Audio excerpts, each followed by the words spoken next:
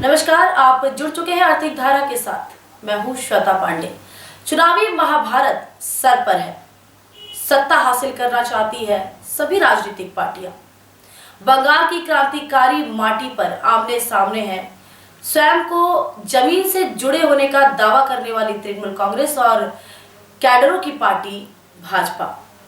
तृणमूल कांग्रेस की शक्ति है मां माटी मानुस और भाजपा की शक्ति है हिंदुत्व और राष्ट्रवाद। दोनों की प्रतिष्ठा लगी है दांव पर। भाजपा ने 2 बार परचम लहराया है आसनसोल संसदीय सीट पर, तो वर्तमान में तृणमूल कांग्रेस काबिज है। कभी भी बच सकती है रणभेरी, लेकिन दोनों ही पार्टियों के संगठन में कोहराम मचा हुआ है। पार्टी नेतृत्व जो भी दावा करे, लेकिन जमीनी हकीकत यह है कि इस समय संगठन में, चाहे वो तृणमूल कांग्रेस का हो या भाजपा का, अनुशासनहीनता और अराजकता फैली पड़ी है। अपनों के खिलाफ ही कर रहे हैं आरोप प्रत्यारोप। अब ये तो भविष्य ही बताएगा कि इसका क्या है परिणाम। फिलहाल तो अपनों के बीच ही छिड़ी है महासंग्राम। देश में लगी इमरजेंसी के बाद संसदीय चुनाव हुआ 1977 में। पहली बार जीत दर्ज की माकपा ने, लेकिन वर्ष 1980 और 1984 में कांग्रेस ने फहराया था परचम। 1989 में माकपा की तकदीर पलटी। इसके बाद 1991, 96, 98, 99, 2004 और 2009 तक माकपा का एकाधिकार ही रहा आसनसोल सीट पर। वर्ष 2014 का चुनाव। नरेंद्र मोदी के नेतृत्व में भाजपा लड़ रही थी चुनाव।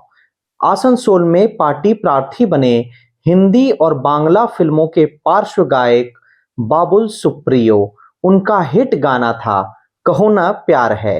कोयलांचल ने खुलकर अपने प्यार का इजहार किया।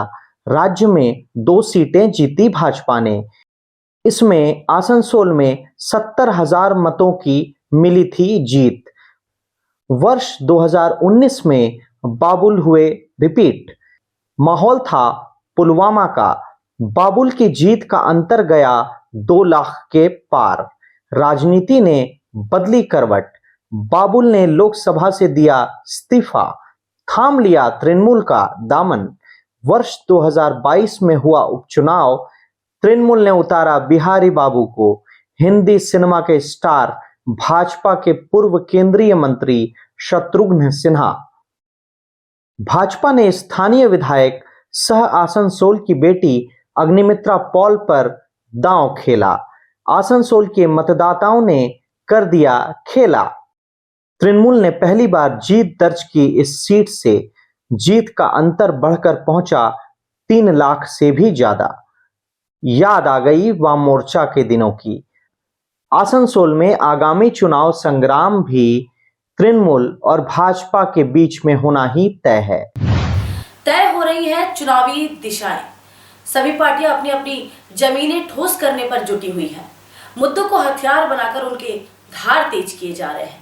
भाजपा और तृणमूल को विश्वास है कि उनकी जीत तय है, लेकिन अपने ही घरों में मची है मारकाट। अपनों को ही बर्बाद करने का चल रहा है जिहाद। आइए थोड़ी चर्चा करते हैं पहले भाजपा पर। राज्य में भाजपा है विपक्ष में। राजनीतिक स्तर पर कम, लेकिन केंद्रीय जांच एजेंसियों ने हिला रखा है तृणमूल नेतृत्व को। विभिन्न कथित घोटालों के नाम पर मंत्री नेताओं को भेजा जा रहा है जेल। पार्टी नेतृत्व को जारी हो रही है नोटिसें। कभी भी जेल भेजने का बना हुआ है आतंक। इनमें मुख्य है कोयला तस्करी, पशु तस्करी, शिक्षक नियुक्ति घोटाला। कोयलांचल में कोयला तस्करी मुख्य है, तो साक्ष्य बिखरे हैं पशु तस्करी के भी। पार्टी नेतृत्व चाहता है चुनावी माहौल में पार्टी बनाए चुनावी मुद्दा तस्करी को, लेकिन जमीन पर नहीं मिल रहा कोई रेस्पॉन्स। प्रदेश अध्यक्ष सह सांसद सुकांत मजूमदार ने आसनसोल में किया प्रेस कॉन्फ्रेंस। उन्होंने कहा हो रही कोयला, लोहा, बालू की तस्करी। उन्होंने कोयला तस्कर कांता का नाम भी लिया, कई और दर्जनों का नाम गिनाया। कहा पार्टी करेगी आंदोलन। तृणमूल दे रही है संरक्षण। जरूरत पड़ी तो कैडर सड़कों पर उतर रोकेंगे वाहनों को। लंबा समय बीत गया, पार्टी में नहीं है कोई सुगबुगाहट, सन्नाटा पसरा है तस्करी के मामले में। हद तो तब हुई जब कोयला तस्करों ने मुद्दा भी दिया, लेकिन स्थानीय नेतृत्व नहीं भुना सका। अवैध कोयला खनन में हुई कई मौतें। विधायक अग्निमित्रा ने संभाला मोर्चा, दिखावे के लिए खूब हुए आंदोलन, लेकिन एक भी कोयला तस्कर का नाम नहीं आया जुबां पर। किसी भी थाने पर नहीं हुआ प्रदर्शन, करो कोयला तस्कर के खिलाफ प्राथमिकी। पुलिस तृणमूल ईसीएल रहे निशाने पर, लेकिन जुबान पर बर्फ जमी तो सिर्फ कोयला तस्करों के नाम पर। शर्मनाक स्थिति यह रही कि पार्टी के निचले स्तर से उठने लगा सवाल। कुछ स्थानीय नेता प्रदेश अध्यक्ष को ही हैं बरगला रहे, गलत तथ्य देकर दिला रहे उनसे उल जलूल बयान। मकसद है साफ, बढ़ाया जाए चढ़ने वाला चढ़ावा। बात यहीं तक सीमित रहती तो ठीक भी था। पार्टी नेतृत्व ने दुर्गा पूजा में भी करनी चाहिए राजनीति, लेकिन इसमें भी घोटाले का आरोप लग रहा है सोशल मीडिया में। सोमनाथ मोदी मंडल अध्यक्ष होने का दावा करते हैं। उन्होंने एक पोस्ट डाली है, आसनसोल जिला की दुर्गा पूजा कमेटियों को आर्थिक सहायता देने के लिए पार्टी नेतृत्व ने भेजी थी राशि, क्योंकि तृणमूल ने राज्य के स्तर से दिया था हर कमेटी को 70-70 हजार। जिले की कुल 136 कमेटियों को किया गया था सूचीबद्ध, हर कमेटी को देना था 30-30 हजार। कुल राशि आई थी 40,80,000। उन्होंने आगे लिखा है, सूत्रों से मिली जानकारी के अनुसार इसमें से मात्र 1,60,000 रुपए ही बांटे गए। उन्होंने जिला भाजपा नेतृत्व से जानना चाहा कि आखिर 39,20,000 रुपए किसकी जेब में गए। यह पोस्ट जमकर हो रही है वायरल सोशल मीडिया प्लेटफॉर्म्स पर। इसके पहले कुल्टी के भाजपा विधायक डॉक्टर ए.के. पोद्दार के पुत्र सह जिला सचिव केशव पोद्दार पर पार्टी नेताओं ने लगाया था गंभीर आरोप। गौ तस्करी में हर माह 40 लाख की हिस्सेदारी की बात कही थी, रिजल्ट निकला। आरोप लगाने वाले स्थानीय नेता को ही खोनी पड़ी थी पार्टी से सदस्यता और खोना पड़ा था अपना पद। यह है जमीनी सच्चाई। पूर्व मेयर जितेंद्र तिवारी रहे हैं तृणमूल में, इस समय शामिल है भाजपा में। भाजपा के संबंध में की गई उनसे बातचीत, कई मुद्दों पर ली गई उनकी त्वरित टिप्पणी। सुनिए उनकी टिप्पणियां।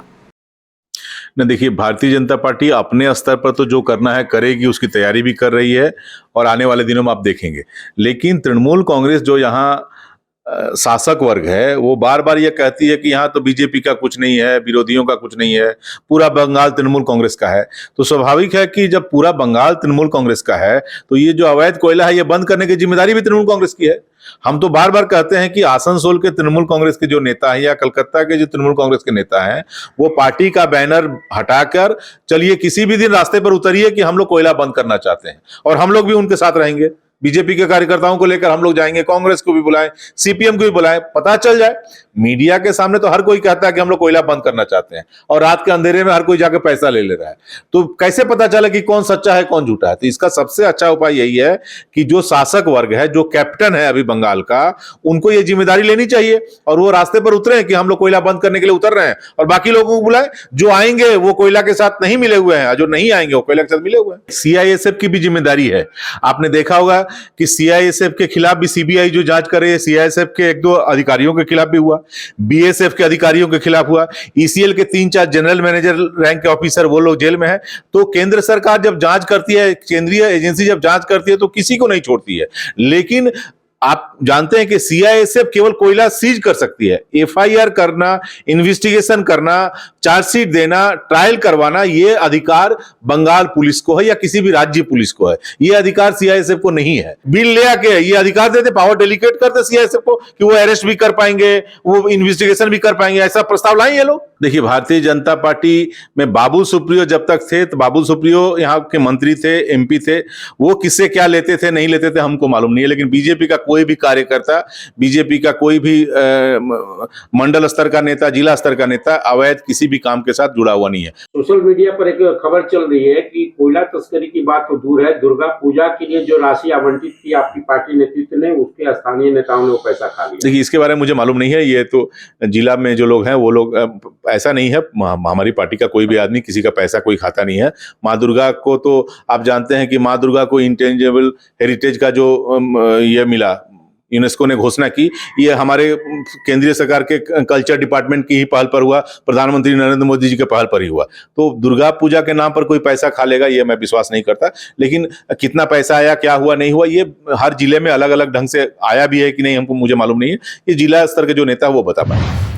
यदि भाजपा में छिड़ा है गृह युद्ध तो तृणमूल कांग्रेस भी इसमें पीछे नहीं है। इसमें तो स्थिति और भी खराब है।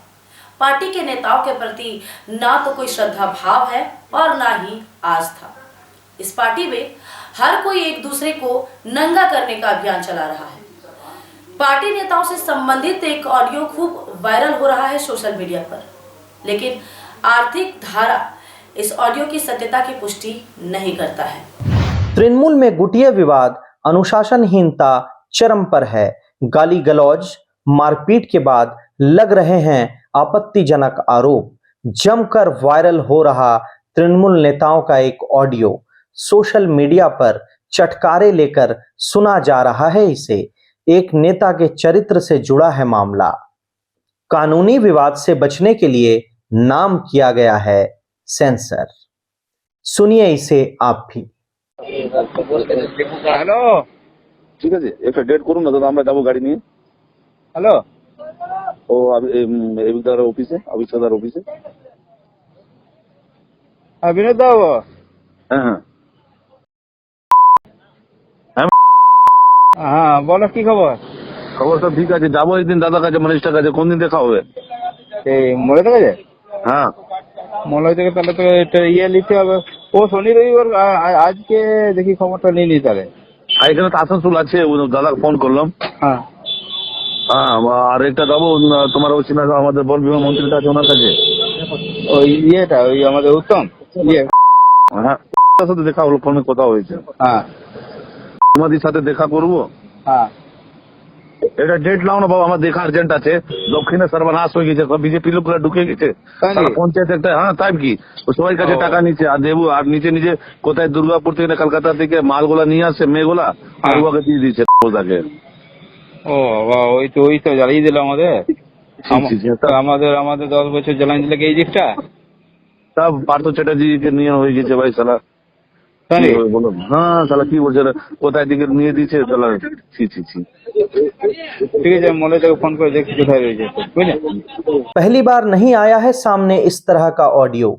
पंचायत चुनाव से पहले भी वायरल हुआ था ऑडियो। तृणमूल के हर प्रखंड में चरम पर है गुटबाजी। विवाद में है विधायक से लेकर पार्टी पदाधिकारी तक। जिला नेतृत्व कमान कसने में हो रहा है विफल।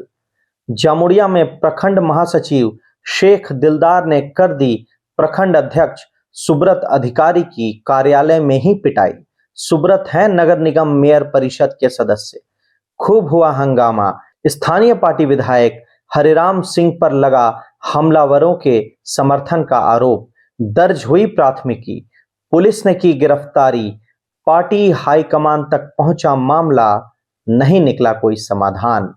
अंडाल में प्रखंड अध्यक्ष कालोवरन मंडल तथा रानीगंज नगर तृणमूल अध्यक्ष रुपेश यादव के समर्थकों के बीच हुआ हंगामा। जमकर हुई मारपीट। विवाद था पोस्टर लगाने को लेकर। रानीगंज में मेयर परिषद सदस्य दिव्येंदु भगत आमने सामने हैं बोरो चेयरमैन मोहम्मद मुजामिल हुसैन उर्फ शहजादा के। हमेशा तनी रहती हैं दोनों के बीच में तलवारें। रानीगंज पंचायत के पूर्व अध्यक्ष विनोद नोनिया जीवन मरण की लड़ाई लड़ रहे हैं प्रखंड अध्यक्ष देव नारायण राय से। पंचायत चुनाव के समय से हो रही है मारपीट। बर्नपुर में भी पार्षद अशोक रुद्र औकात माप रहे हैं विधायक तापस बनर्जी की उनकी गतिविधियों पर रोक लगाने पर दे रहे हैं जोर। पार्षद हर्षतुल्ला उर्फ बापीदा ने भी गंभीर आरोप लगाया है तापस बनर्जी पर।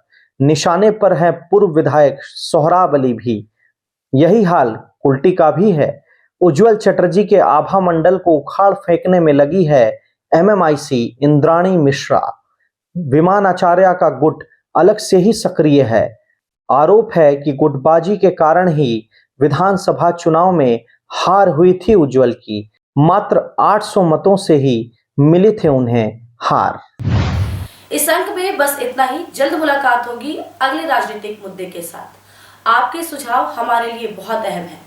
आप अपने सुझाव और राय हमें कमेंट बॉक्स पर दे सकते हैं। अब देखते हैं आज की छोटी बड़ी खबरों को फटाफट। बर्नपुर छोटी दिघारी इलाके में 24 वर्षीय विवाहिता पियाली माझी ने फांसी लगाकर खुदकुशी कर ली।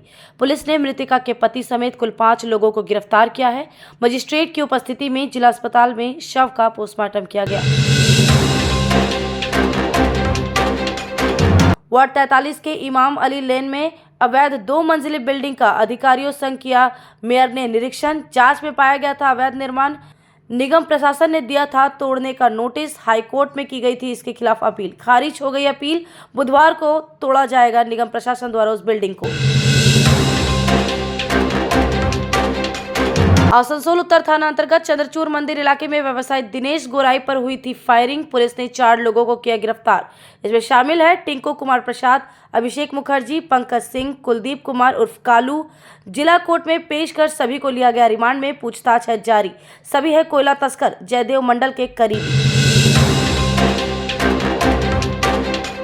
आसनसोल में ग्रैंड आसनसोल प्रीमियर लीग का तीसरा सीजन होगा शुरू। लोको स्टेडियम में 26 नवंबर से। पायल होटल में खिलाड़ियों का हुआ ऑक्शन। शिल्पांचल की 12 फ्रेंचाइजी ने भाग लिया। 300 से अधिक खिलाड़ियों ने करा रखा है रजिस्ट्रेशन। 4 दिसंबर को खेला जाएगा ग्रैंड फिनाले। कांग्रेस नेत्री श्रीलता बनर्जी ने स्वर्गीय इंदिरा गांधी की पुण्यतिथि पर न्यामतपुर लेप्रोसी पल्ली में जरूरतमंदों में किए नए वस्त्र वितरण। मौके पर शिवा महतो, सबिता सिंह, जानवी सिंह, कनिका दत्ता, रवि सिंह, सोमवारी दास थी उपस्थित। गोवा में 5 नवंबर से 12 नवंबर तक होगी योगासन प्रतियोगिता। प्रतियोगी शामिल हो रहे जिले से। आसनसोल स्टेशन पर रवानगी के समय भाजपा जिला कमेटी ने किया सम्मानित। जिला अध्यक्ष बाप्पा चैटर्जी थे उपस्थित। रसिया कुलियरी में INTTUC नेता बदली मजदूर के लिए मांग रहे 6000 रुपए हर महीने रिश्वत। पूर्व में सह भाजपा नेता ने ट्वीट कर किया वीडियो साझा। यूनियन अध्यक्ष ऋतुवर्ण बनर्जी से मांगा इस संबंध में स्पष्टीकरण। आज के लिए बस इतना ही। फिर मुलाकात होगी नए मुद्दे के साथ। तब तक के लिए अपना ध्यान रखें और स्वस्थ रहें। जुड़े रहें आर्थिक धारा के साथ।